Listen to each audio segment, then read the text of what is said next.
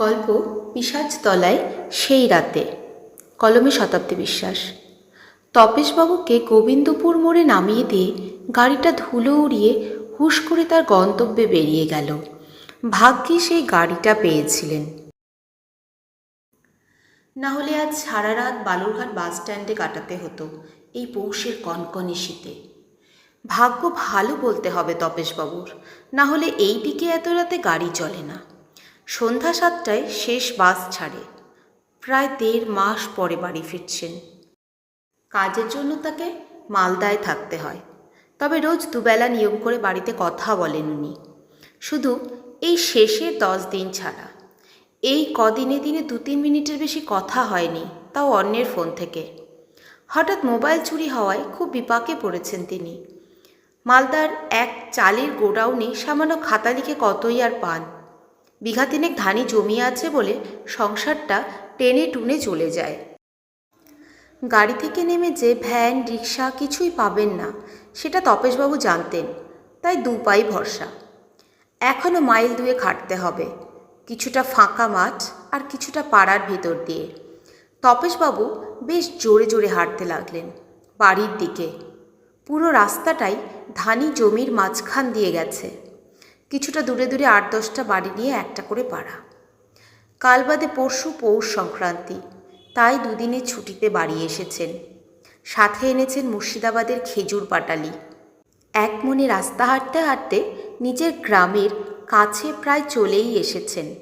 তখন হঠাৎ পিশাচতলায় আগুন জ্বলতে দেখে বেশ অবাক হলেন তপেশবাবু। জায়গাটা তাদের গ্রামের থেকে 1.25 মাইল দূরে। এর পাশ দিয়ে রাস্তাটা গেছে গ্রামের ভেতরে। কিন্তু এই সময় এখানে আগুন জ্বালল কে? রাত প্রায় 12টার কাছাকাছি। গ্রামের রাত 12টা মানে মাঝরাত, এই ইন্টারনেটের যুগেও। জায়গাটার নাম পিশাচতলা হয়েছে কারণ আজ থেকে প্রায় 70-80 বছর আগে এক তান্ত্রিক এখানে পিশাচ সাধনা করতেন। তখন এখানে বাড়িঘর সেই রকম ছিল না। যা বাড়িঘর হয়েছে সব 71-এর যুদ্ধের পর।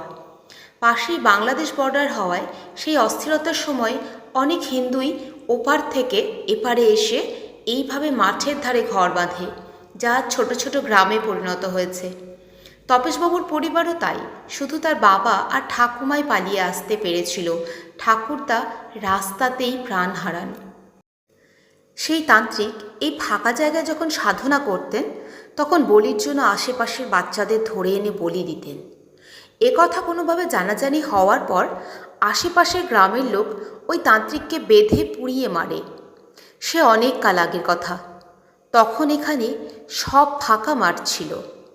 তবে আজ অবধি গ্রামের লোক খারাপ কিছু দেখেনি। বেশ কৌতূহল নিয়ে তপেশবাবু আরও জোরে হাঁটতে লাগলেন। আরও কিছুটা কাছে যাবার পর নজরে এলো একটা বউ আর একটা লোক আগুন জ্বালিয়ে গল্প করছে আর আগুন তাপাচ্ছে ঝাঁকড়া পিপুল গাছের নিচে বসে। কিন্তু চেনা যাচ্ছে না কারা এরা।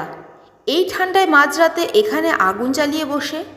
আর কিছুটা যেতেই তপেশবাবু চিনতে পারলেন, আরে এ যে হারু আর ওর বউ। এই সময় এখানে বসে থাকার কারণ জানতে তিনি হারুকে ডাকলেন।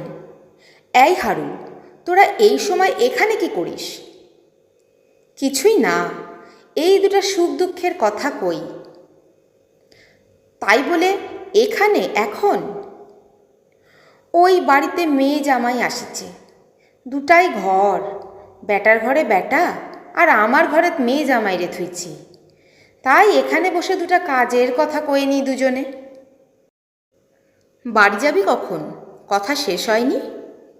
হয়েছে, এবার যাব, চল একসাথে যাই। 3 জনে একসাথে বাড়ির পথ ধরল। তপেশবাবুর বাড়ি আগে, তাই তিনি আগে বাড়িতে ঢুকে পড়লেন। হারু আর ওর বউ নিজেদের বাড়ির দিকে চলে গেল। গিন্নি, ও গিন্নি, কই গেলা? ঘুমালা নাকি? ও তুমি? ভাবলাম এত রাতে আর আসবা না বোধ হয়, তাই শুয়ে পড়ছিলাম। একাই আসলা এতটা রাস্তা? হ্যাঁ, তবে এই গ্রামে ঢোকার মুখে হারু আর ওর বউয়ের সাথে দেখা হয়ে গেল পিশাচতলায়। গল্প করতে করতে এইটুকু চলে আসলাম একসাথে। রাম রাম রাম, কি বলো? ওরা দুজন যে এই 3 দিন হলো ওই পিশাচতলায় সুইসাইড করছে? অপঘাতের মৃত্যু। দাঁড়াও, আগুন দেই, ছুঁয়ে নাও। রাম রাম। এই তরুণ, এদিকে আয়, তোর বাবা আসছে। তপেশবাবুর বউ ছেলেকে ডেকে ছুটলেন আগুন নিতে, কিন্তু আগুন জ্বালার আগেই ছেলের ডাক শুনে দৌড়ে এলেন। মা দেখো, বাবা অজ্ঞান হয়ে গেছে। তাড়াতাড়ি করে চোখে মুখে জল দিয়ে ওনার জ্ঞান ফিরিয়ে পরিষ্কার করে বিছানায় শোয়ালেন। এদিকে তপেশবাবু টানা 3 দিন ধরে ধুম জ্বরে পড়ে রইলেন। পৌষের পিঠা আর ওনার খাওয়া হলো না। 3 দিন পর একটু সুস্থ হয়ে যখন সেই রাতের কথা ভাবছিলেন, তখন ওনার মনে পড়ল সেদিন ফেরার সময় হাড়ু ওনাকে বলেছিল, মুর্শিদাবাদের খেজুর পাটালি নিয়ে যাচ্ছ তপেশ, এবার তো সেই পিঠা পায়েস হবে। তখন উনি গল্পের তালে খেয়াল করেননি, সত্যি তো ওনার কাছে খেজুর গুড়ের পাটালি আছে। হাড়ু কিভাবে জানল? তিনি গিন্নিকে ডেকে জিজ্ঞেস করলেন, গিন্নি, হাড়ু আর ওর বউ মরল কিভাবে? তুমি যেদিন আসলাম তার 3 দিন আগে রাতে দুজনে একসাথে পিশাচতলায় পিপুল গাছে গলায় দড়ি দিয়ে মরল। কেন? মেয়ের বিয়ে দিয়ে বেশ চিন্তামুক্ত ছিল ওরা। ছেলের ব্যবসার জন্য জমি বাঁধা দিয়ে টাকার ব্যবস্থাও করছিল। হ্যাঁ, আর ওই টাকাটাই ছেলেতে জুয়া খেলে উড়াই দিছে। সেই শোকেই তো গলায় দড়ি দিল স্বামী স্ত্রীতে মিলে। তুমি আসার পরের দিনই তো শ্রাদ্ধ ছিল।